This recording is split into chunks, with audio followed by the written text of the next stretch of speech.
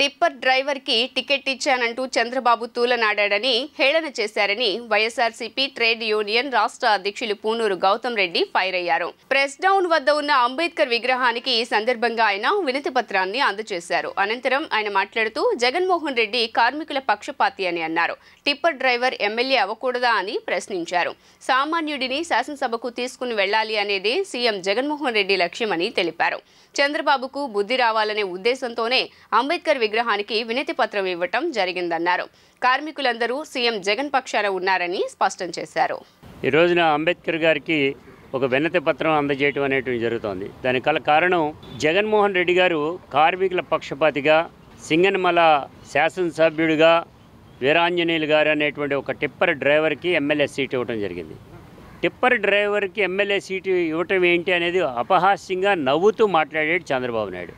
అంటే దాని అర్థం ఏంటి అంటే తక్కువగా ఉండేటువంటి డ్రైవర్లు ఎమ్మెల్యేలు అవ్వకూడదా అనేటువంటి అడుగుతున్నాం. ఎమ్మెల్యేగా అవ్వటానికి ఇంకేమైనా అర్హతలు ఏమైనా ఉన్నాయా అనేటువంటి. ఒకవేళ అనుకుందాం చంద్రబాబు నాయుడు కంటే ఎక్కువ చదువుకున్నాడు ఆయన. ఎంఏ చేశాడు, బీఈడీ చేశాడు, అన్నీ చేశాడు, టిప్పర్ డ్రైవర్గా పనిచేస్తున్నాడు. అవకాశం వచ్చింది, సౌమ్యుడు, 10 మందితో కలిసి ఉండేటువంటి ఆయనకి ఎమ్మెల్యే ఇస్తే అపహాస్యం చేసేటువంటి పద్ధతి ఉంది.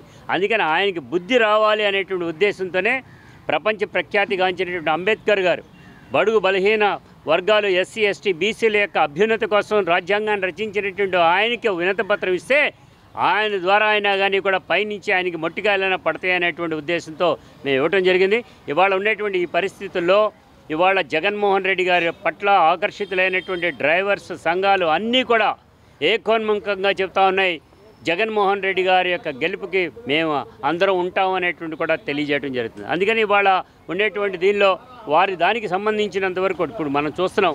చూసేటువంటి దానిలో ఆ టీడీపీ వాళ్ళు ఇచ్చేది బ్యాంకుల్లో ఎగ్గొట్టేటువంటి వాళ్ళకి, డబ్బులు ఉండేటువంటి వాళ్ళకి, ఎన్ఆర్ఐలుగా తీసుకొచ్చేవాడికి, నాన్ లోకల్గా ఉండేటువంటి వాళ్ళకి మాత్రమే డబ్బులు సంచులతో వచ్చేటువంటి వాళ్ళకి సీట్లు ఇస్తున్నారు. కానీ జగన్మోహన్ రెడ్డి గారు ప్రజల్లో మధ్యలో ఉండేటువంటి వ్యక్తులు ఎవరో ఎంచుకుని వారికి కార్మిక వర్గమైనా, పేద వర్గమైనా, ఎస్సీ వర్గమైనా, ఎస్టీ వర్గమైనా, బీసీలు అయినా కానీ కూడా ఎంచుకుని వారికి ఇవ్వటం అనేటువంటి జరుగుతుందంటే నాకు అర్థమవుతోంది. ఇది కార్మిక పేదల పక్షపాతి జగన్మోహన్ రెడ్డి గారు.